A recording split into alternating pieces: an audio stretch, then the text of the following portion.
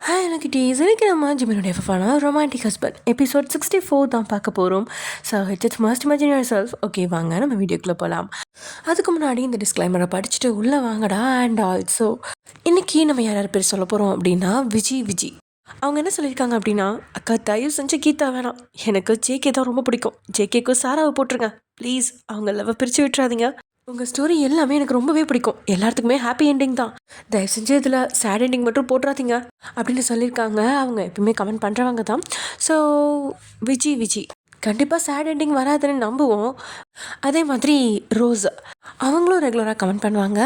And அவங்களும் எல்லோரும் மாதிரி தான், ஜேகேவியும் கீதாவையும் சேர்த்து வச்சிடாதீங்க அப்படின்னு சொல்லியிருக்காங்க. ஓகேடா பார்ப்போம், கதை பார்க்கல போகட்டும், wait and see. Okay.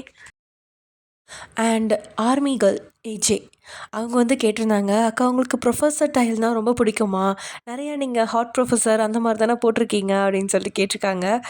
Yes of course கொஞ்சம் ப்ரொஃபஸர் டைட்டில்னால் பிடிக்கும், யாருக்கு தான் பிடிக்காது. நம்மளும் ஸ்கூலில் ப்ரொஃபஸர் சார்ஸ் எல்லாத்தையும் சைட் அடிச்சிருக்கோம் இல்லையா. என்ன கொஞ்சம் எங்கே இருந்தால் பரவாயில்ல, நம்ம ப்ரொஃபஸர்ஸும் சார்ஸும் எல்லாமே ஓல்டாக தான் இருப்பாங்க, என்ன பண்ணுறது. ஓகே, உங்களுக்கு அந்த மாதிரி சார்ஸ் ப்ரொஃபஸர்ஸ் யாரும் உங்களுக்கு பிடிச்சிருந்துச்சி அப்படின்னா நீங்களும் கீழே கமெண்ட் பண்ணுங்கள். ஓகே வாங்க நம்ம வீடியோக்குள்ளே போகலாம். லாஸ்ட் எதில் முடிச்சிருந்தோம் அப்படின்னா, ஜேகே காத்ரவா நீங்களும் பாக்கியாவும் பேச, கீதா காத்ரவா ஜிமினும் சுகாவும் பேசிகிட்டு இருக்காங்க. தென் கடைசியில் சுகா இந்த விஷயத்த ஆறப்பட்டு தான் சரி வரும் அப்படின்னு சொல்லிட்டான். அதே சமயம் இங்கே, ஹாய் டார்லிங் என்ன பண்ணுறா, மிஸ் யூடி, ரொம்ப நேரமாக வெயிட் பண்ணுறேன், கால் பண்ணுவேன்னு அப்படின்ற மெசேஜை படித்த லட்சு முகத்தில் போட்டு வெக்கம் வந்து தொலைக்க, அதை மறைக்க படாத பாடு தான் பட்டு போகிறா. நல்ல வேலை எப்படியும் அடம் பிடிச்சி தான் வீட்டுக்கு வந்துட்டா. சரவணன் மீனாட்சிக்கோ உங்கள் வீட்டில் நடந்ததை பற்றி பேச நிறைய இருந்ததுனால லக்ஷ்மியை உங்கள் அம்மா வீட்டுக்கு சரவணன் கிட்ட விட சொல்லிட்டா. லட்சுவோ எல்லாரும் சாப்பிட்டுட்டு இருக்கும் பொழுது ஃபோனை எடுத்து பார்த்துவ, அதில் வந்து டேயோட மெசேஜை படித்து தான் அவ்வளோ வைக்க புன்னகையும், அதை யாரும் பார்க்காதபடி குனிஞ்சு சாப்பிட்ற பேர்வழி அப்படின்னு நடிச்சவ ஃபோனை கர்ணனோட கவச குண்டலம் மாதிரி தான் அவ கூடயே வச்சிட்ருக்கா. அதுக்கப்புறம் சாப்பிட்டுட்டு எல்லாத்தையும் எடுத்து வச்சுட்டு க்ளீன் பண்ணிவிட்டு தான் ரூமுக்கு வந்தவ கதவை மறக்காமல் லாக் போட்டுட்டே அவனுக்கு வீடியோ கால் பண்ணுறான். இவளுக்காகவே காத்திருந்த மாதிரி உடனே காலை அட்டன் பண்ணவனும், இவ்வளோ நேரமாடி உனக்கு அப்படின்னு செல்லமாக கோவப்பட, சார் உங்களை மாதிரி நான் என்ன தனியாகவா இருக்கேன், ஆவுனா இதை உன்னை சொல்லுடி, வேற நான் என்ன சொல்லணும்னு நினைக்கிறீங்க சார் அப்படின்னு நான் நினச்சது நீ சொல்லிட்டாலும். சார் என்னடி சாரு, இன்னைக்கு என்ன சொல்லி கூப்பிட்டேன் அப்படின்னு எதுவும் தெரியாத மாதிரி முகத்தை வச்சுக்கிட்டு டேக்கிட்டே லட்சு கேட்க, அப்போ சொல்ல மாட்டேன், சொல்கிறேன் சார் கல்யாணத்துக்கு அப்புறம். என்ன கல்யாணத்துக்கு அப்புறமா, நம்ம 2 பேருக்கும் ஆல்ரெடி கல்யாணம் ஆகிடுச்சிட்டு எருமை, அது நமக்கு மட்டும் தெரிஞ்ச கல்யாணம் சார், நம்ம 2 பேர் குடும்பமும் ஒன்று சேர்ந்து ஊரறிய கல்யாணம் ஆனதுக்கப்புறம் கூப்பிட்றேன். மேடம் அதுக்கு முதல்ல உங்கள் வீட்டில் சொல்லணும், அதுக்கு என்ன விடவே மாட்டேங்கிறீங்களே, இதில் எப்படி உங்கள் வீட்டில் சொல்லி அது ஒரு பிரச்சனையாகி எங்கள் வீட்டில் உள்ளவங்க சமாதானமாகி உங்கள் வீட்டில் பேசி நம்ம கல்யாணம் நடக்கும்னு நம்பிக்கையே எனக்கு இல்லை. ஆமாம் சார், நீங்கள் சொன்ன மாதிரி போராட்டமாக தான் இருக்கும். அதுக்கு நான் ஒரு ஐடியா வச்சுருக்கேன். என்ன ஐடியா சார்? ஒரு வேளை உங்கள் வீட்டில் ப்ராப்ளம் ஆகி உன்னை காலேஜ் அனுப்ப மாட்டேன்னு சொல்லிட்டா என்ன பண்ணுவேன்? ஒன்றுமே நான் பண்ண முடியாதே. வாஸ்தவம் தான், ஆனால் என்னால் ஒன்று பண்ண முடியும். என்ன சார்? நான் அந்த காலேஜை விட்டு போயிடுறேன். சார் எனக்காகலாம் நீங்கள் போக வேணாம். யார் சொன்னால் உனக்காக போகிறேன்னு, பின்ன நான் என்னோட ஒய்ஃப்காக போகிறேன். சார் ஆமாம் லட்டு, இன்றைக்கி தான் எனக்கு ஒரு ஆஃபர் வந்துச்சு எஸ்ஜேஎஸ் காலேஜ்லேருந்து. அப்படின்னா இந்த காலேஜை விட்டு நீங்கள் போயிடுவீங்களா? இல்லை, எனக்கு போகணும்னு அவசியம் இல்லை இப்போதைக்கு. ஒரு வேளை உங்கள் வீட்டில் ஏதாவது ப்ராப்ளம் பண்ணால் நான் காலேஜ் விட்டு போயிடுவேன், நீயும் ஃப்ரீயாக எந்த பிரச்சனையும் இல்லாமல் படிக்கலாம்ல. அப்படி எங்கள் வீட்டில் பிரச்சனை பண்ணால் நீங்கள் என்னை விட்டுருவீங்களா சார்? உன் கழுத்தில் ஒரு செயின் இருக்கா? இருக்கு. அது இருக்கும்போது நான் எப்படி உன்னை விட்டு போவேன்? அப்புறம் காலேஜ் மாதிரி போகிறேன்னு சொல்கிறீங்க? அது உங்கள் வீட்டில் உள்ளவங்களுக்காக. சரி அதெல்லாம் விடு, அதெல்லாம் பேசி என்னோட நல்ல மூடை அப்செட் பண்ணாத. ஃபோனை கொஞ்சம் தள்ளி வேலட்டோ அப்படின்னு கேட்கா. அவன் எதுக்காக கேட்குறான் அப்படின்னு புரிஞ்சவளோ கொஞ்சம் தள்ளி காட்ட, அவன் ஏற்கனவே மெசேஜ் தந்தான், நைட்டு வீடியோ கால் வர வரைக்கும் இந்த தாவணியை கழட்டிடாத அப்படின்னு. அதனாலேயே அவள் வீட்டுக்கு வந்ததுலேருந்து அந்த தாவணியை கழட்டாமலேயே அலைஞ்சிட்ருக்கா. இப்போது அவள் ஃபோனை தள்ளி காட்டினதும் தாவணியில் அவளை பார்த்து பெருமூச்சு விட்டவன் அவளையே குறுகுறுன்னு பார்த்தபடியே இருக்கா. அதில் உடல் கூசின லட்சுவோ, இப்போ எதுக்கு அப்படி பார்க்குறீங்க சார்? நீ எவ்வளோ அழகு தெரியுமா லட்டு? போய் சொல்லாதீங்க, உண்மையாக தாண்டி சொல்கிறேன். என் பொண்டாட்டி பேரழகி. எனக்கு தெரியும் இது பொய்ன்னு. காலேஜில் எவ்வளோ பேர் அழகாக இருக்காங்க, நான் சுமாராக தான் இருக்கேன், அது எனக்கே தெரியும். ஆனால் என் கண்ணுக்கு நீ ஒருத்தி தாண்டி அழகாக தெரியுறா. அதை கேட்டு அவள் கண்ணமெல்லாம் சூடாக எதுவும் பேசாமல் அமைதியாயிட்டா. ஹே லட்டோ, எப்படி இருந்துச்சு அப்படின்னு கேட்டதும் அவளும் நிமிந்து அவனை பார்த்து, ஏன்னா அப்படின்னு கேட்க, கிஸ்ஸடி. இப்போ அவனை மறைக்க முயன்று தோற்று, போதும் சார். என்ன போதும்? உன்னை இன்னும் நான் எதுவுமே பண்ணலடி, அதுக்குள்ளே போதும்னு சொல்கிற. இப்போ சொல்லு, நான் கிஸ் பண்ண இடலாம் எப்படி இருக்கு சார்? அந்த பஞ்சு மிட்டாயை கடிக்காமல் வந்துட்டேன்னு ஒரே ஏக்கமாக இருக்கு. எந்த பஞ்சு அப்படின்னு ஆரம்பித்தவ அவன் எதை சொல்கிறான் அப்படின்னு புரிஞ்சதும் அவன் நாக்க கடிச்சு முகத்தை திருப்பிக்க, ஏய் எங்கடி போனா? இங்கே தான் இருக்கேன் சார். ஸ்க்ரீனில் ஒன்றுமே தெரிலடி. நீங்கள் டாப்பிக்கை மாற்றுங்க பாரு. இங்கே என்ன நான் பாடமாடி எடுத்துட்ருக்கேன், டாப்பிக்கை மாற்ற? கெட்ட பையன் சார் நீங்கள். எது நானா? சரி ஓகே, டாபிக் சேஞ்ச் அப்படின்னதும் தான் அவள் ஸ்க்ரீனுக்குள்ளேயே வர்றா. ஸ்க்ரீனுக்குள்ளே வந்ததுமே அவளை ஒரு மார்க்கமாக பார்த்தவன், சரி ஓகே டாபிக் சேஞ்ச் தான் பண்ண போகிறேன். அதுக்கு முன்னாடி ஒரே ஒரு கேள்வி லட்டு. வேணாம், நீங்கள் விவகாரமாக கேட்பீங்க. விவகாரமாலாம் கேட்க மாட்டேன். ஒரு லவ் பண்ணுற பையன் அவன் லவ் பண்ணுற பொண்ணுக்கிட்ட கேட்குற கேள்வி தான் கேட்பேன் அப்படின்னு சொன்னவன் உடனே, இல்லை அப்படி வேணாம், ஒரு புருஷன் ஒரு பொண்டாட்டிக்கிட்ட கேட்குறது ஓகேவா அப்படின்னு டேஸ்ட் இல்லை. இந்த பக்கம் இருந்தவளுக்கு திக்கு திக்குன்னு அடிச்சுக்குது. எதை கேட்க போகிறாரு அப்படின்னு அவளுக்கு நிமிந்தவனை பார்க்கவே கூச்சமாக இருக்குது. அவனோட பார்வை அப்படி அவளை விழுங்குற மாதிரி பார்த்துட்ருக்கு. ஆனால் இந்த கேள்வியை நான் அவங்ககிட்ட ஏற்கனவே கேட்டிருக்கேன். அப்புறம் ஏன் திரும்ப கேட்குறீங்க சார்?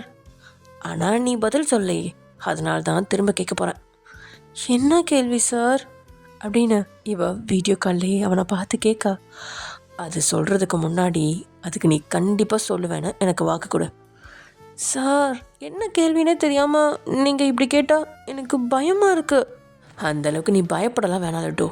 ஏன்னா உனக்கு கிஃப்ட் வாங்கி தரணும்னு நினைக்கிறேன்.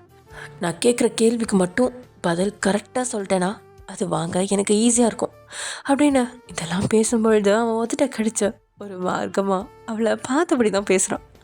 அதை பார்த்தவளுக்கு உள்ளுக்குள்ளே ஏதோ பூச்சி பறக்கிற மாதிரி தான் இருக்குது.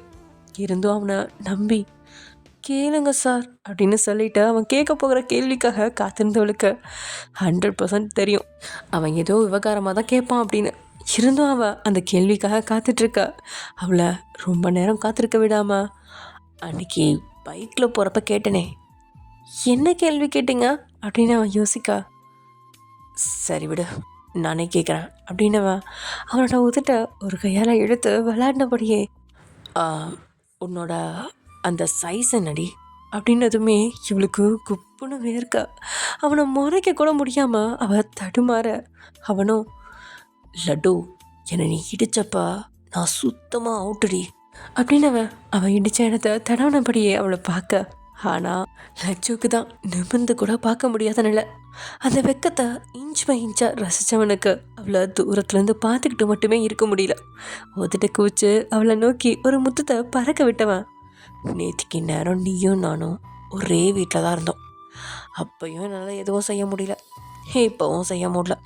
என்ன வாழ்க்கடி இது அப்படின்னு டேப் புழம்ப ஆரம்பிக்க. ரொம்ப நேரம் அவள் அமைதியாகவே இருக்க.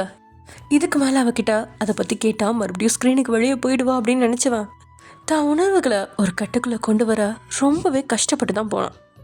சரி, நான் வந்ததுக்கப்புறம் ஃபங்க்ஷன் எப்படி நடந்துச்சு, நீங்களாம் எப்போ கிளம்பி போனீங்க அப்படின்னு டாப்பிக்கை மாற்றி அவன் பேச. அதுக்கப்புறம் தான் நிமிந்தவனை பார்த்தவ அவன் இவ்வளோ நேரமும் பேசினதெல்லாம் தூரமாக போக, ஆமாம் உங்ககிட்ட சொல்லவே மறந்துட்டேன் சார்.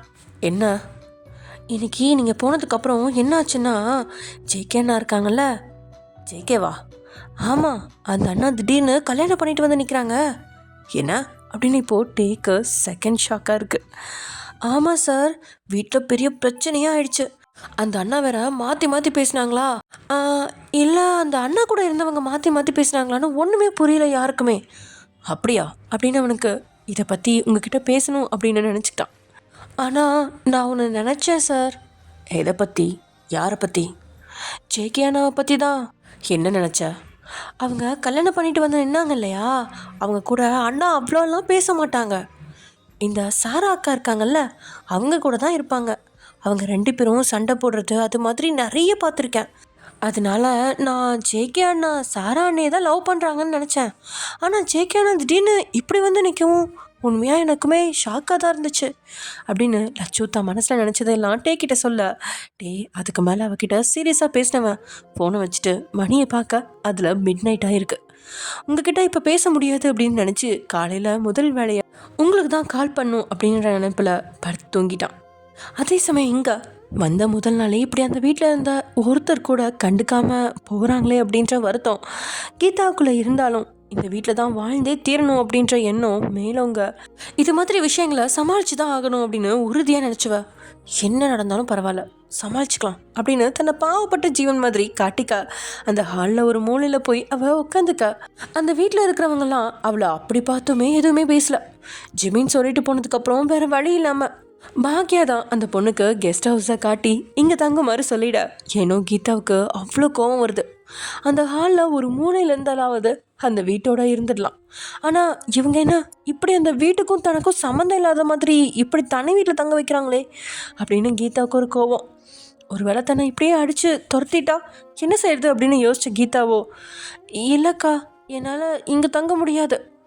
அவ்வளோ நேரமும் வேண்டா வெறுப்பா அவளை கூட்டிகிட்டு வந்து அந்த கெஸ்ட் ஹவுஸில் விட்டுட்டு போக இருந்த அந்த பாக்கியாவோ அவள் தங்க முடியாது அப்படின்னு சொன்னதும் கொஞ்சம் புருவத்து வெட்டி, என்ன அப்படின்னு அவளை பார்க்க, இல்லை என்னோடய புருஷன் தானே எனக்கு தாலி கட்டினாரு, அப்போ அவர் இருக்க இடத்துல தானே நானும் இருக்கணும், அப்புறம் எதுக்கு என்ன இப்படி உங்கள் குடும்பத்துக்கே சம்மந்தம் இல்லாதவ மாதிரி இங்கே தங்க வைக்கிறீங்கக்கா அப்படின்னு அப்பையும் ஆக்டிங் தான். பாவமாக முகத்தை வச்சு கேட்கும்பொழுது ஏனோ பாக்யாவுக்கும் அவளை பார்த்து இறக்கமே வரல, மாறா கோபம் தான் வருது. இப்போ தான் கொஞ்சம் நேரத்துக்கு முன்னாடி சொன்னேன் எங்களுக்கெல்லாம் பிடிக்கலன்னா இந்த வீட்டை விட்டு போயிடுறேன்னு அப்படின்னதும் அவளுக்கு பக்குன்னு ஆயிடுச்சு. ஐயோ இந்த வீட்டை விட்டு போக சொல்லிடுவாங்களோ அப்படின்னு மனசில் ரொம்பவே பயம் இல்லை. அவள் பாக்யாவை பார்க்க அந்தளவுக்கு இல்லாட்டியும் ஜஸ்ட் இங்கே இந்த கெஸ்ட் ஹவுஸ்லையாவது தங்க வச்சுருக்கோன்னு சந்தோஷப்பட்டுக்கோ. என் தம்பியே உனக்கு தாலி கட்டியிருந்தாலும் உண்மையாகவே அவன் உன்னை விரும்பி தாலி கட்டியிருந்தா எப்படியும் அவனே வந்து உன்னை கூட்டிகிட்டு போவான். ஆனாலும் நீ சொல்கிறது உண்மைன்னு என்னால் இப்போ வரைக்கும் நம்ப முடியல. அவனுக்கு ஒரு விஷயம் பிடிச்சிருக்குன்னா எங்ககிட்ட அவ்வளோ மல்லு கட்டிட்டு நிற்பான். எங்கள் சம்மதம் இல்லாமல் கண்டிப்பாக அவன் இந்த கல்யாணத்தை பண்ணியிருக்க மாட்டான், எனக்கு நம்பிக்கை இருக்குது. ஏன்னா எந்த ஒரு விஷயமும் வீட்டுக்கு பிடிக்காம அவன் செஞ்சதில்லைன்னு சொல்ல மாட்டான், செய்வான். ஆனால் அந்த விஷயத்துக்காக அப்படி போராடி மட்டும்தான் அவன் எல்லாத்தையும் எங்ககிட்ட இருந்த எல்லாத்துக்கும் சம்மந்தம் வாங்கியிருக்கான். அப்படிப்பட்டவன் உன்னை விரும்பி உன் கழுத்தில் இந்த தாலியை கட்டியிருந்தா அதை தாராளமாக எல்லார் முன்னாடியும் ஒத்துக்குவான். ஆனால் என் தம்பி இப்படி இருக்கிறத பார்க்குறப்ப எனக்கே கொஞ்சம் டவுட்டாக தான் இருக்குது அப்படின்னு பாக்யா சொல்ல, அப்போ நான் தான் நடிக்கிறேன்னு சொல்கிறீங்களா அக்கா அப்படின்னு கீதா அநியாயத்துக்கு நடிக்க அதுக்கு பதில் எதுவும் சொல்லாமல் அசட்டு புன்னகை சிந்தின பாக்யாவோ, உன்னால் இங்கே இருக்க முடிஞ்சா இரு, இல்லை கிளம்பிட்டே இரு அப்படின்னு சொல்லிட்டு விறுவிறுன்னு அங்கேருந்து போயிட. கீதாவோ அப்படியே வாயடிச்சு நின்றுட்டா. பாக்யாவோட முகமோ அவ்வளோ சாந்தமான முகம். பார்க்குற எல்லாத்துக்கும் இவகிட்ட பேசினா அமைதியான பதில் தான் வரும் அப்படின்னு நம்பி பேசலாம். அப்படிப்பட்ட சாந்தமானவ தான் பாக்யா. அந்த தைரியத்தில் தான் கீதா பாக்யா கிட்ட பேச்சு கொடுத்தது. அப்படிப்பட்ட பாக்யாவே கீதா கிட்ட அப்படி பேசிட்டு போக கீதாவுக்கு ஒரு வித பயம் மனசில் எழ. அப்படியே அந்த கெஸ்ட் ஹவுஸையும் சுற்றி பார்த்தவளுக்கு அதோட ஆடம்பரம் புரிய தான் செய்யுது. இருந்தும் இந்த இடம் தனக்கு நிரந்தரம் இல்லை அப்படிங்கிறத அவள் உணர்ந்தவ, வீட்டில் இருக்க எல்லாரும் என்னை ஏற்றுக்கிற வரைக்கும் நம்மளுடைய வாழை கொஞ்சம் சுருட்டிக்கிட்டு தான் இருக்கணும் அப்படின்னு நினச்சவ அடுத்து என்ன செய்ய அப்படின்னு திட்டத்தை திட்ட ஆரம்பிச்சிட்டா. அதே சமயம் எங்க இப்போ எதுக்கு சேக்க என்ன இங்கே வர சொன்னீங்க அப்படின்னு முகத்தில் ஒரு வித வெறுப்பை காட்டி அவன் முகத்தை பார்க்க பிடிக்காம வேற எங்கேயோ பார்த்தபடியே சாரா அவன்கிட்ட கேட்க, சாரா என்னை பார்த்து பேசு, என்னோட கண்ணை பார்த்து பேசு, உண்மையாகவே அந்த கல்யாணத்தை நான் பண்ணியிருப்பேன்னு நீ நினைக்கிறியா? இதில் நினைக்கிறதுக்கு என்ன இருக்கு? அதான் அவள் சொல்கிறாளே நீங்கள் தான் தாலி கட்டினேன்னு. அது அவள் வாயில் வர்றது எதை வேணாலும் சொல்லுவா. நீ சொல்லு, அதை நீ நம்புறியா? நம்பலை அப்படின்னு அவன் மனசு சொன்னாலும் அவன்கிட்ட அதை சொல்ல அவளுக்கு பிடிக்காம, பின்ன நம்பாம என்ன பண்ணுவாங்க அப்படின்னு கேட்க, ஏண்டி இவ்வளோ நாள் என் கூட பழகியிருக்கா, இப்படி ஒரு கேவலமான விஷயத்த நான் பண்ணுவேனா? நீயே சொல்லு, யாராவது கஷ்டப்பட்டு கிடைச்ச லவ்வை விட்டுட்டு இன்னொருத்திக்கு தாலி கட்டிட்டு வருவாங்களா அப்படின்னு ஜேகே மறுபடியும் கேட்கா. உங்கள் நிலமை அமைஞ்சிருச்சு, அதனால் கட்டியிருப்பீங்க. சும்மா ஏதாவது பேசணும்னு பேசாதா சாரா, எனக்கு டென்ஷன் ஆகுது. எனக்கு அதுக்கு மேலே டென்ஷன் ஆகுது ஜேகே. நீங்கள் இன்னொருத்திக்கு சொந்தமானவங்க, உங்கள் கூட நின்று பேச எனக்கு சுத்தமாக பிடிக்கல. நீ அவ்வளோ தூரம் கெஞ்சி கூப்பிட்டதால தான் வந்தேன். அதுவும் காலேஜ் கட்டடிச்சுட்டு நான் இப்போ வந்திருக்கேன். எங்கள் அப்பாவுக்கு தெரிஞ்சது அவ்வளோதான். இதெல்லாம் அப்பா அப்பா அப்பா எல்லாத்துக்கும் உங்கள் அப்பா தாண்டி காரணம். என்ன பின்ன நடந்த உண்மையை நான் சொல்லிட்டு இருக்கேன். அவர் பாட்டுக்கு இடையில புகுந்து ஏதேதோ பேசினதுனால தான் பக்கத்தில் இருந்தவ சதி திட்டம் போட்டு என்னை மாட்டி விட்டு எல்லாரும் முன்னாடியும் இப்படி குற்றவாளியாக நிற்க வச்சிட்டான். லுக் ஜேகே, பார்த்து பேசுங்க. என்னடி பார்த்து பேசுறது? உண்மையாகவே உங்கள் அப்பா தாண்டி காரணம். எங்கள் அப்பா ஒன்றும் காரணம் கிடையாது, நீங்கள் தான் காரணம். அன்றைக்கி ஹாஸ்பிட்டலில் கீதா உங்கள் மேலே சாஞ்சு இருக்கும்போது நீங்கள் அவளுக்கு தட்டி கொடுத்து ஆறுதல் சொல்லலை. அப்போவே எங்கள் அப்பா பார்த்துட்டாரு அப்படின்னதும் அவனுக்கு சட்டுன்னு ஞாபகம் வரல. கொஞ்ச நேரம் யோசனைக்கு அப்புறம் தான் ஞாபகம் வர. என்ன அப்படின்னு அவன் அதிர்ந்து அவளை பார்த்தவன், ஆமாம், அதை நீ சந்தேகப்படுறியா? கேஷுவலாக ஃப்ரெண்டு தோல்ல சாஞ்சிக்கிட்ட அந்த நேரத்தில் ஆறுதல் சொல்லுவாங்கல்ல, அது மாதிரி தான் அப்படின்னு சொன்னவனுக்கு இவ்வளோ தானே சந்தேகப்படுறாளா அப்படின்னு தொண்டையை அடிச்சுக்க. நான் அப்படி சந்தேகப்பட்டிருந்தா உங்ககிட்ட என்னோட காதலை வந்து சொல்லியிருக்க மாட்டேன் அப்படின்னு அவன் சொன்னதுக்கப்புறம் தான் அவனோட பார்வை மாற அவன் மனசுலேயும் ஒரு வித நிம்மதிப்படுறது. இது போதும் சாரா, இது போதும். என் மேலே நம்பிக்கை வச்சுருக்கல.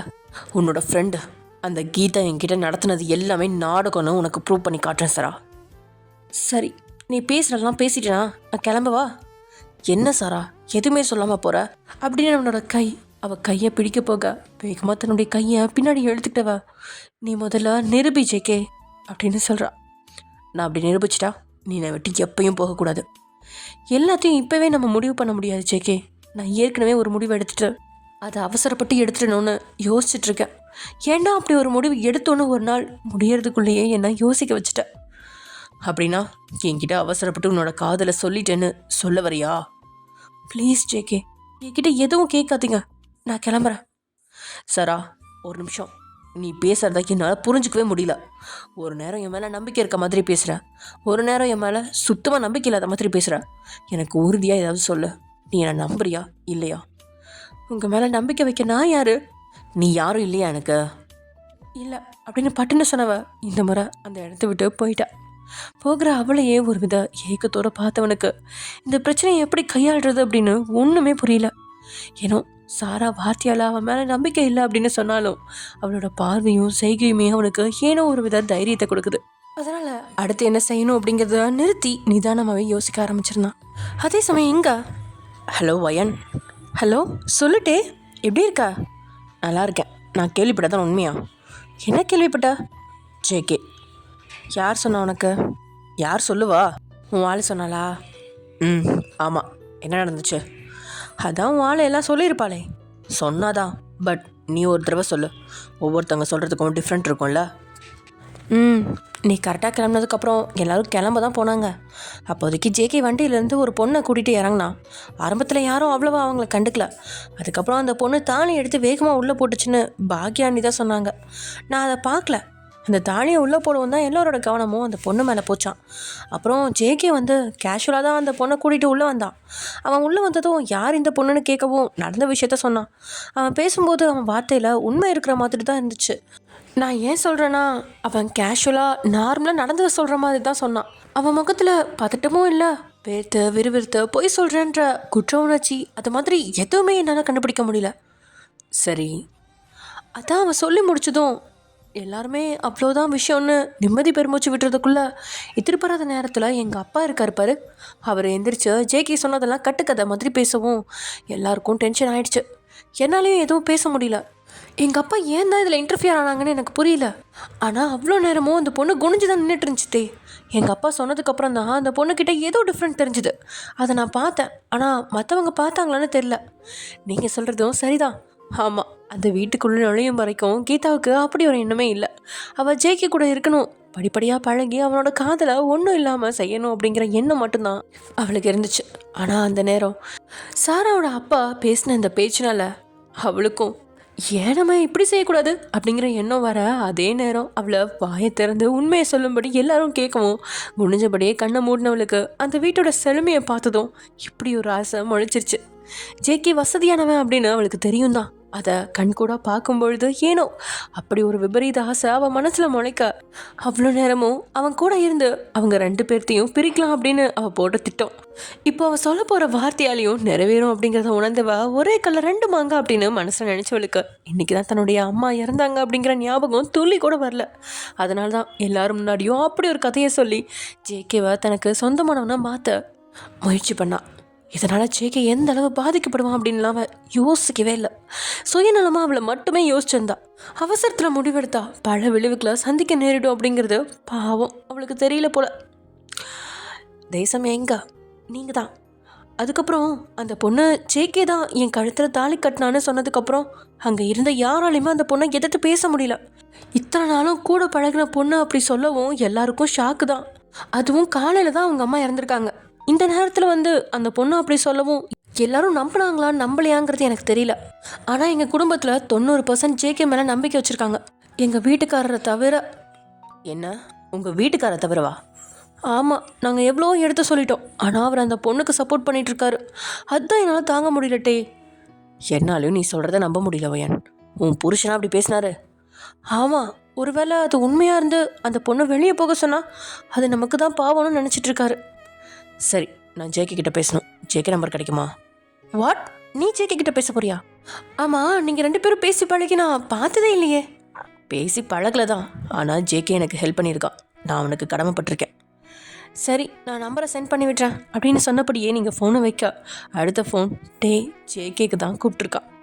புது நம்பராக இருக்கும், யாருன்னு தெரியாமல் ஃபோனை அட்டென்ட் பண்ணி காதில் வச்ச ஜேகே எதிர்பக்கம் அப்படின்னதும் சொல்லுங்கள் சார் அப்படின்னு நார்மலாக அவன் பேச, என்ன ஜேகே இவ்வளோ நடந்திருக்கு, ஒரு வார்த்தை என்கிட்ட சொல்லலை அப்படின்னதும் அவன் பக்கம் மௌனம். புரியுது, நம்ம அந்தளவுக்கு க்ளோஸ் இல்லை தான், ஆனால் என்ன நடந்துச்சுன்னு நான் தெரிஞ்சுக்க விரும்புகிறேன் ஜேகே. என்ன நடக்குதுன்னு எனக்கும் ஒன்றுமே புரியல சார்.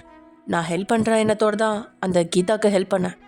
இத்தனைக்கும் எங்கள் அண்ணாவோட ஃபங்க்ஷன் அது முதலாக வைக்கிறாரு. அதை என்னால் அட்டன் பண்ண முடியல. அதை ஸ்கிப் பண்ணிவிட்டு அந்த பொண்ணு பாவமாக இருக்குன்னு ஹெல்ப் பண்ணேன். மொத்தமாக என் மூஞ்சியில் கறியை பூசிட்டா. ஆனால் அவள் இப்படியெல்லாம் மிஸ்யூஸ் பண்ணுவான்னு நான் நினைக்கவே இல்லை சார். இந்த சதியிலேருந்து எப்படி வெளியே வர போகிறேன்னு எனக்கு ஒன்றுமே புரியல சார். அப்போ நீ கன்ஃபார்மாக தாலி கட்டல தானே? அப்படி தாலி கட்டியிருந்தா நான் எதுக்கு சார் மறைக்க போகிறேன்? எனக்கு பிடிச்ச பொண்ணுக்காக என் உயிரை கூட நான் கொடுப்பேன். அப்படி இருக்கும்போது பிடிச்சி நான் தாலி கட்டியிருந்தா எல்லாத்தையும் எதிர்த்துட்டு அந்த பொண்ணை என் வீட்டில் வச்சுருக்க மாட்டேனா? ஆனால் அவள் பொய் சொல்கிறா, பச்சையாக பொய் சொல்கிறா. அவள் மூஞ்சி பார்க்க கூட எனக்கு பிடிக்கல. உன் நிலமையை நினச்சா எனக்கும் கஷ்டமாக தான் இருக்குது. ஆனால் உங்கள் வீட்லேயும் உன்னை நம்பலன்னு நினைக்கும்போது. என்ன, எங்கள் வீட்டில் என்னை நம்பலையா? மற்றவங்க எல்லாரும் நம்புகிறாங்க, ஆனால் உங்கள் அண்ணா தான் உன்னை நம்பலையாமே. என்ன, எங்கள் அண்ணா என்னை நம்பலையா? யார் உங்களுக்கு சொன்னா? என்னவா இப்படி பேசுகிறான் அப்படின்னு மனசில் நினச்சாலும் உங்கள் அண்ணி வயன் தான் சொன்னாங்க. ஓ, அப்படின்னா எங்கள் அன்னிக்கும் இன்னும் எங்கள் அண்ணாவை பற்றி முழுசாக தெரியலன்னு அர்த்தம். நீ பேசுறது எனக்கு புரியல. எங்கள் அண்ணன் பார்க்குறது பேசுகிறத வச்சு யாரும் எந்த முடிக்கும் வந்துடாதீங்க. அவர் மனசில் வேறு திட்டம் இருக்கும். கண்டிப்பாக யார் என் கூட நிற்கிறாங்களோ இல்லையோ எங்கள் அண்ணன் என் கூட நிற்பார் அப்படின்னு ஜேகே உறுதியாக சொல்ல, ரொம்ப தாண்டா உனக்கு நம்பிக்கை அப்படின்னு மனசில் நினச்சிட்டே நமக்கு எதுக்கு வம்பு அப்படின்னு. சரி ஜேகே, ஏதாவது ஹெல்ப்னா என்னை கூப்பிடு, கண்டிப்பாக நான் உனக்கு ஹெல்ப் பண்ணுறேன். ஹெல்ப் வேணும் தான் சார், உங்களால் பண்ண முடியுமான்னு நானே கேட்கலான்னு தான் நினச்சேன். என்ன ஜேகே? இல்லை, எப்படியோ அந்த கீதா எனக்கு நைட் ஃபோன் பண்ணி விஷயத்த சொல்லும்போது அவளுக்கு கல்யாணம் ஆகிடுச்சு அப்படி தான் சொன்னான். அந்த வாய்ஸ் ரெக்கார்ட் மட்டும் இருந்துச்சுன்னா கொஞ்சம் வீட்டில் போட்டு காட்ட ஈஸியாக இருக்கும். சரி, நான் ட்ரை பண்ணுறேன் ஜேகே அப்படின்னு சொல்லிட்டு ஃபோனை வைக்க இங்கே விடிஞ்சும் விடியாத அந்த காலை பொழுதில் அந்த சொகுசான பெட்டில் தூங்கி எழுந்த கீதாவுக்கு அந்த வாழ்க்கை சொர்க்கமாக தான் தெரியுது. ஜேகே மட்டும் உண்மையாகவே தன்னை லவ் பண்ணியிருந்தா இந்நேரம் எவ்வளோ சந்தோஷமாக இருந்திருக்கும். இப்போவும் உனக்கு கெட்டு போகல கீதா, உனக்கும் ஜேகேக்கும் கல்யாணம் ஆயிடுச்சு அப்படின்னு நீ சொன்னதை மாற்றி பேச இங்கே யாரும் இல்லை ஜேகேவை தவிர. இப்போதைக்கு அவன் பேச்சு கண்டிப்பாக எடுபடாது. விஷயத்த சொன்னதும் அவங்க வீட்லேயே அவனை டவுட்டாக பார்க்க ஆரம்பிச்சிட்டாங்க. எப்படியும் அழுது சாதிச்சு இந்த வீட்லேயே மருமகளாக வாழணும் அப்படின்னு பெரிய ஆசையாக அவளுக்கு வந்துருச்சு. அதனால் அவள் குழம்பாமல் தெளிவாக முடிவெடுத்தபடி காலேஜுக்கு கிளம்பி அந்த கெஸ்ட் ஹவுஸ்லேருந்து வெளியே வர நினைக்கும்பொழுது அவள் இருக்கிற ரூம் கதவு தட்டப்பட யாருது அப்படின்னு நினச்சவளுக்கு ஒருவேளை ஜேகேவோட அக்காவாக இருக்குமோ? நேற்று பாக்கியா பேசிட்டு போனது இப்பையும் அவன் நினைவில் வந்து போக ஒருவித பயத்தோடு தான் கதவை திறக்கிறாள். ஆனால் அவள் எதிர்பார்த்ததுக்கு மாறா எதிரில் இருந்தது ஜிமின். ஜிமினை பார்த்ததுமே உடனே தன் முகத்தை பாவப்பட்ட மாதிரி அவன் மாற்றிக்க. ஜிமின் கழுகு கண்களுக்கு அதெல்லாம் தெரியாமல் இருக்குமா என்ன? இருந்தும் முகத்தில் எதையும் காட்டாம கொஞ்சம் பேசணும் அப்படின்னு மொட்டையாக சொல்ல அவளுக்கு மனசு திக்கு திக்குன்னு அடிச்சுக்குது. சார் என்ன பேசணும்? கொஞ்சம் உள்ளே போய் பேசலாமா? சரி அப்படின்னு கீதா வழிவிட உள்ளே நுழைஞ்ச ஜிமினோ அங்கேருந்த சோஃபாவில் கால் மேல் கால் போட்டு உட்காந்தவன் எதிரில் நின்றுட்டு இருந்தவள உட்காரு அப்படின்னு அதிகாரமாக சொல்ல அவளும் அமைதியாக உட்காரா. அவன் முகம் தான் அப்படி தெரிஞ்சிச்சு. ஆனால் உள்ளுக்குள்ளே அவ்வளோ பதட்டமும் பயமும் வேர்க்கவே ஆரம்பிச்சிருச்சு. அதை பார்த்து ஜிமின் இதில் கோணெல்லாம் வளைச்சபடியே உங்ககிட்ட சில டீட்டெயில்ஸ் கேட்கலான்னு வந்தா. எச்சில கூட்டி விழுங்கிக்கிட்ட. என்ன சார், என்ன டீட்டெயில்ஸ்? இல்லை, உங்கள் அம்மாவுக்கு எப்போ ஹார்ட் அட்டாக் வந்துச்சு? அவ்வளோ திருன்னு முழிக்கா. உன்கிட்ட தாம்மா கேட்குறேன், எப்போ வந்துச்சு? அது சார் நைட்டு ஒரு மணி 11 இருக்கும். ஓ சரி, நீ ஆம்புலன்ஸில் வந்தியா? ஆமாம் சார், ஆம்புலன்ஸில் தான் வந்தேன். உன் கூட யாரும் வரலையாண்ணா? இல்லை சார், எங்களுக்கு யாரும் கிடையாது. நைட் ஃபுல்லாக கவர்மெண்ட் ஹாஸ்பிட்டலில் தான் இருந்தியா? ஆமாம் சார், கவர்மெண்ட் ஹாஸ்பிட்டலில் தான் இருந்தேன். அம்மாவை ஐசியூ வார்டில் வச்சுருந்தாங்க. ஜேகே எப்போ கூப்பிட்ட? அட்மிட் ஆகி ஒரு மணி நேரத்தில் கூப்பிட்டேன் சார். சரி, உங்கள் அம்மா எப்போ இருந்தாங்க? சார் சொல்லுமா. அது காலையில் ஒரு 5 மணி இருக்கும் சார். அப்புறம் உங்கள் அம்மா வீட்டுக்கு தூக்கிட்டு போகலையா? இல்லை சார், அம்மாவுக்கு நான் மட்டும்தான் இருக்கேன். அங்கே கூட்டிகிட்டு போய் என்ன பண்ணுறதுன்னு ஹாஸ்பிட்டலே எல்லாத்தையும் முடிச்சிட்டேன் சார். அதெல்லாம் பண்ணும்போது ஜேகே பக்கத்தில் தான் இருந்தானா? ஆமாம் சார். சரி, எல்லா ஃபார்மாலிட்டிஸும் முடிக்கிறதுக்கு எவ்வளோ நேரம் ஆச்சு? ஒரு 9-10 மணி ஆயிடுச்சு சார். அதுக்கப்புறம் என்ன பண்ணீங்க? எதுக்காக இவர் இப்படி கேட்குறாரு அப்படின்னு நினச்சவளுக்கு திடீர்னு ஸ்பார்க் அடிக்கா. அது அடுத்து ஜேகே என்னை பார்த்து இனிமேல் உனக்கு யாரும் இல்லைன்னு அங்கே பக்கத்தில் இருக்க கோவிலுக்கு கூட்டிகிட்டு போய் தாலி கட்டினார் சார். கீதா அதை சொல்லும்பொழுது ஜிமினோட இதிலோரம் லைட்டாக வெறியுது. சரி, அங்கே பூசாரி இருந்தாங்களா? ஆமாம் சார், பூசாரி தான் பூஜையெல்லாம் பண்ணி சாமி மாலை எல்லாம் எடுத்து கொடுத்தாங்க. தாலியும் பூசாரி தான் எடுத்து கொடுத்தாங்க. எங்கே தங்களுக்கு கல்யாணம் நடந்தது யாருக்கும் தெரியாது அப்படின்னு அதை மூடி மறைக்க பார்க்குறாங்களோ அப்படிங்கிற எண்ணத்தில் அவள் பூசாரிக்கு தெரியும் அப்படின்னு புருடா விட்டுட்டு இருக்கா. ஆனால் ஜிமின் எதுக்காக இதெல்லாம் கேட்குறான் அப்படின்னு பாவம் அவளுக்கு தெரியல. அதோட அவள் சொல்கிறதெல்லாம் அவன் ஒரு புறம் ரெக்கார்ட் பண்ணிகிட்ருக்கான். நார்மல் ரெக்கார்ட் இல்லை, வீடியோ ரெக்கார்ட். பாவம் அதெல்லாம் தெரியாமல் அவன் கேட்குற கேள்விக்கெல்லாம் அவள் சாதகமாக பதில் சொல்கிறதா நினச்சி அவன்கிட்ட பேசிகிட்ருக்கா. சரி ஓகே, என் கூட வா. எங்கே கூப்பிட்றீங்க சார் அப்படின்னு அவள் கேட்க அவனும் திரும்பி அவளை ஒரு பார்வை தான் பார்க்குறான். அவளோ அதுக்கு மேலே எதுவும் பேசாமல் அவன் பின்னாடி வரா. அவன் நேராக போனது அவங்களோட வீடு தான். ஆனால் இங்கே நீங்கள் காலையில் எங்கே போயிட்டாரு அப்படின்னு ஜிமினை வீடு முழுக்க தேடி கார் இங்கே தான் இருக்குது, எங்கே போயிட்டாரு, ஒரு வேளை மாடியில் இருக்காரோ அப்படின்னு யோசனையுடனே நீங்கள் மாடிக்கு போகலாம் அப்படின்னு போக அந்த நேரம்னு பார்த்து தான் ஜிமின் உள்ள நுழையா. ஜிமினை திறந்து கீதாவும் உள்ள நுழையிறா. அவங்க 2 பேரை பார்த்ததுமே நீங்களோ யோசனை முடிச்சோட இப்போ எதுக்கு இந்த பொண்ணு இவர் வீட்டுக்குள்ளே கூட்டிகிட்டு வராரு, வர வர இவருக்கு இறக்க குணம் ஜாஸ்தி ஆயிடுச்சா என்ன அப்படின்னு நினச்சபடியே ஜிமின் அப்படின்னு நீங்கள் அவன் பக்கத்தில் வர வயன் வீட்டில் உள்ள எல்லாரையும் கூப்பிடு அப்படின்னு உங்களை பேச விடாமல் அவன் சொல்ல எதுக்கு ஜிமின்? கூப்பிடு வயன், முக்கியமான விஷயம். இங்கே கீதாவுக்கும் ஒன்றுமே புரியல. ஆனாலும் ஒரு வித அசட்டு தைரியத்தில் தான் நின்றுட்டுருக்கா. ஜிமின் சொன்னது மாதிரி நீங்கள் எல்லாத்தையும் கூப்பிட்டு ஹாலில் நிற்க வைக்க ஜேகேக்கு தான் மறுபடியும் அந்த கீதாவோட முகத்தை பார்க்க அவ்வளோ அருவருப்பாக இருக்குது. அத்தனை கோபம் ஜேகேக்கு வரும் அப்படிங்கிறதே கீதாவுக்கு அப்போ தான் தெரியும். அப்படி ஒரு கோபமான முகத்தோட ஜேகே நின்றுட்டுருக்கான். அவனோட அந்த பார்வையை அவளை குளிர் எடுக்க செய்யுது. அதுக்கப்புறம் ரொம்பவே கஷ்டப்பட்டு தான் பார்வையை அவன் கிட்ட இருந்து பிரித்து எடுத்தவளுக்கு தெரியல அவள் சிங்கத்தோட குகைக்குள்ளே வந்து மாட்டியிருக்கா அப்படின்னு. எல்லாரும் ஹாலுக்கு வரவும் அங்கேருந்து ப்ரொஜெக்டரை ஆன் பண்ணுவேன். பென்ட்ரைவை சொருக்கி இதை பார்க்குறதுக்கு முன்னாடி இதை ஒரு தடவை கேட்டுருங்க அப்படின்னு இவ்வளோ நேரமும் கீதா கிட்ட பேசினதை ஜிமின் போட்டு காட்ட எல்லாத்தையும் கேட்டவங்களுக்கு ஒன்றுமே புரியல. அதே சமயம் கீதாவோட வயிற்றுல ஒரு வித பயபந்து உருண்டுகிட்டு இருக்கு. இங்கே ஜேகேவுக்கும் ஏதோ புரியிற மாதிரி இருக்கு. அவன் ஒரு வித ஆர்வத்தோட தன் அண்ணனோட கண்களை பார்த்துட்டு இருக்க. உடனே ஜிமினும் ஜேகேவை பார்த்து அங்கே அப்படிங்கிற மாதிரி கண்களால் சைகை செய்ய சரின்னு அவனும் ப்ரொஜெக்டரில் கண்ணை பதிக்கிறான். அதில் நேற்றுக்கு நைட்டு தான் அம்மாவுக்கு உடம்பு முடியாமல் ஆம்புலன்ஸ்லேருந்து இறங்கின கீதா அந்த ஹாஸ்பிட்டல் சிசிடிவி கேமராவில் தெளிவாக தெரியுறா. அதை பார்த்த கீதாவோட விழிகளோ அதிர்ச்சியில் விரியா. ஜேகேவோட இதழ்களோ இவ்வளோ சீக்கிரம் தான் அண்ணன் கண்டுபிடிச்சிட்டாரே அப்படின்ற பெருமையில் விரியுது. அது நல்லா கவனிக்கும் பொழுது ஆமாம், அவள் ஆம்புலன்ஸ்லேருந்து இறங்கும் பொழுதே அவள் கழுத்தில் தாலி தொங்கிட்டு இருக்கு. அதில் ஓரளவு கிளியராக தெரியா. அதை பார்த்தவங்களும் இப்போது கீதாவை முறைக்க கீதாவுக்கு தான் வசமாக சிக்கிட்டோம் அப்படின்னு புரிஞ்சிருச்சு. ஜிமின் வேணும்னு எத்தனை மணிக்கு கல்யாணம் நடந்துச்சோ அதோ அதே அந்த கோவிலில் அப்படின்னு சொன்னவன் அந்த கோவிலோட சிசிடிவி ஃபுட்டேஜையும் போட்டு விட்டுருந்தான். அதை பார்த்தவளுக்கு விழி பிதுங்குது. ஓகே ஃப்ரெண்ட்ஸ், இதோட இந்த எபிசோட முடிச்சுக்கலாம். நெக்ஸ்ட் எபிசோட என்ன போகுது அப்படிங்கிறத நெக்ஸ்ட் எபிசோடில் பார்க்கலாம். Okay bye.